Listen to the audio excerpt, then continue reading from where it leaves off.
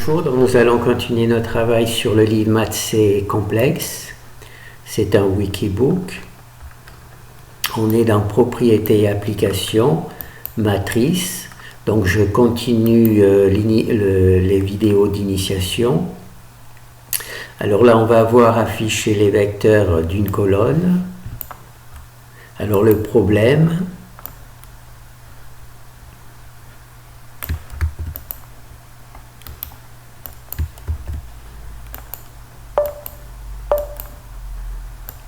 voilà, quand on affiche trois vecteurs d'une colonne, naturellement, ça prend énormément de place et beaucoup d'espace vide.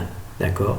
Alors, pour résoudre le problème, tout simplement, je copie ces trois vecteurs ici, dans une matrice, mais je continue à ne travailler que sur les vecteurs, mais pour l'affichage, je les copie dans une matrice, et donc ça permet de diminuer l'espace. Donc là, j'ai beaucoup d'espace libre pour éventuellement donner des informations particulières. Alors qu'ici, tout l'espace est utilisé simplement pour l'affichage de trois vecteurs, alors que là, l'affichage des trois vecteurs est condensé. Alors le principe, c'est tout simple. Donc là, on travaille avec des matrices, un tableau de matrices. Alors il y en a trois, la A0, A1, A2, A3. Et on crée une matrice B qui a autant de colonnes que le tableau possède. Donc ici, CB, la matrice B a autant de colonnes. Donc là, j'aurais dû mettre TAB. J'aurais dû mettre TAB pour matérialiser le fait que B a le même nombre de colonnes.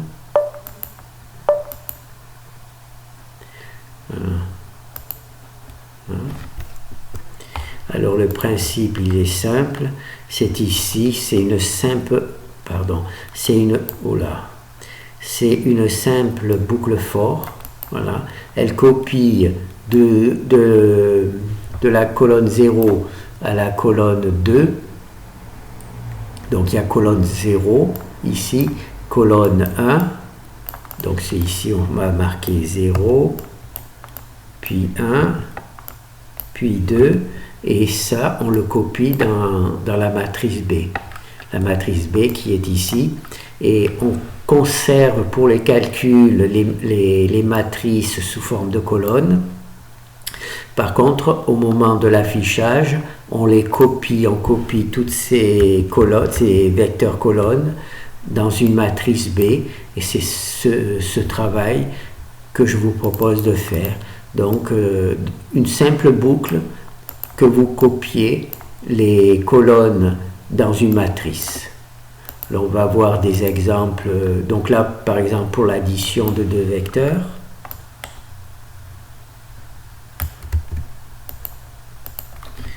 On va fermer celui-là.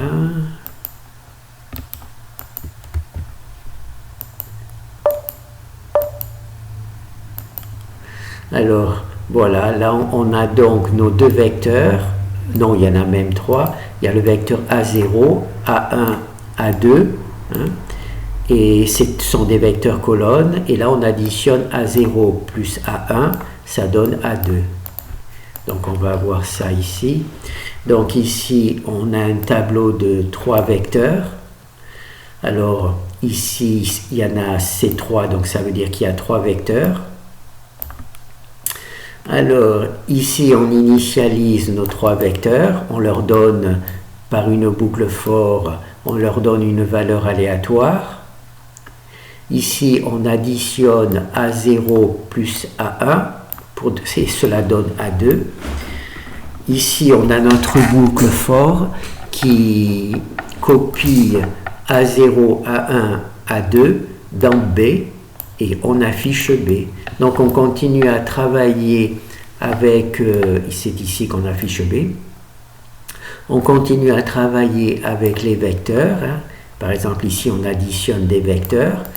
Et au moment de l'affichage, une simple boucle for qui copie tous les vecteurs dans une matrice, et c'est la matrice qu'on affiche.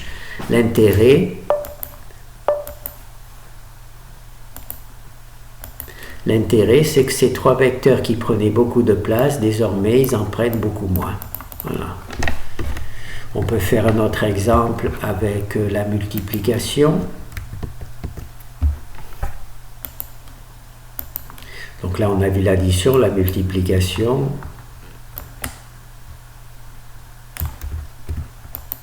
Donc le principe, c'est tout simplement de créer une matrice B, qui a le même nombre de colonnes que le nombre de vecteurs colonnes, et de copier ces vecteurs colonnes dans B et d'afficher B au lieu d'afficher chacun des vecteurs A individuellement. Alors c'est ici, on a A0, on le multiplie par 2 et on voit, on a donc ici c'est la matrice B. Voilà, ici c'est la matrice B dans laquelle on a copié A0 et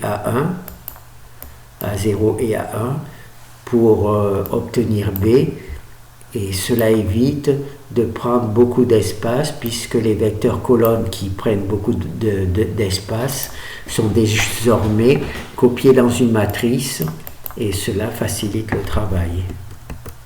Voilà.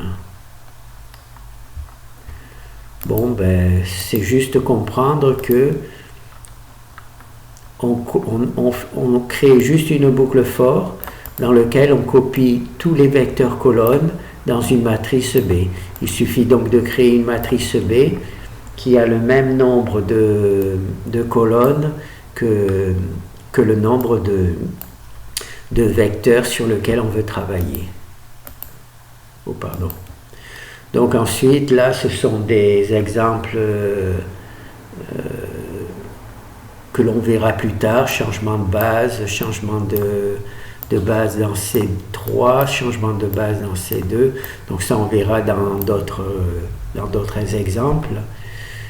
Et là, donc, c'est combinaison linéaire de vecteurs standards. Je ne sais pas ce que c'est, donc je préfère ne pas le faire. Donc vous avez compris le principe. Hein. C'est tout simplement créer une boucle for dans laquelle on copie tous les vecteurs colonnes dans une matrice pour l'afficher sur une seule ligne au lieu d'afficher tous les vecteurs de manière indépendante. Voilà, c'est tout. Donc là, c'est afficher des vecteurs d'une colonne.